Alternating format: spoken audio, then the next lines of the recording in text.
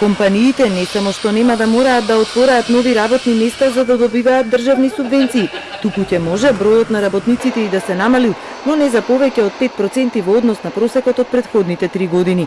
Измените на Законот за финансиска поддршка денеска треба да ги усвои владата, а да се донесат до крајот на месецов. Услови кога се соочуваат со недостаток на кадар и кога тој кадар по собствена волја ги напушта компаниите, имавме ситуации за мали отстапки од компании, например, кои вработуваат 100-200 вработени, да имаме намалување на 2-3 вработени во компаниите, тие всушност не го исполнуваа критериумот да можат да ги користат овие поволности. Вице-премиерот уверува, никој намерно не отпушта работници. Верувајте, денеска никој не испушта вработени доколку се тие добри. Денеска имате проблем да најдете вработени. Ние треба прашањето да го насочиме кон промена на образованието и образовниот систем. Кога лани во мај се донесе законот, владата кажа дека една од целите е да се зголемат вработувањата.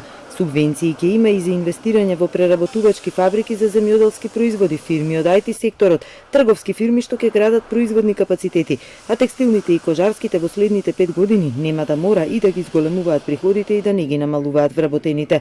Јас не велам дека е идеално и сега решението кое што е донесено, бидејќи временскиот период кој што го имавме за разгледување, сепак ќе стои соодветна консултација и со компаниите наши членови, предизвици ќе има и имало. За странските компании кои не купуваат од домашните нема да се оди со законски репресивни мерки, туку како и досега тие ќе бидат стимулативни. Германските фирми велат дека нивните инвестиции овде растат, а се очекуваат и 1 до 2 нови компании. Компаниите кои што ги споменавте од автомобилската индустрија, кои што се соочуваат со предизвици и во снабдувањето од домашни компании, знаете, тоа е глобален предизвик. За оваа година државната помош за фирмите ќе се зголеми и ќе тежи 65 милиони евра.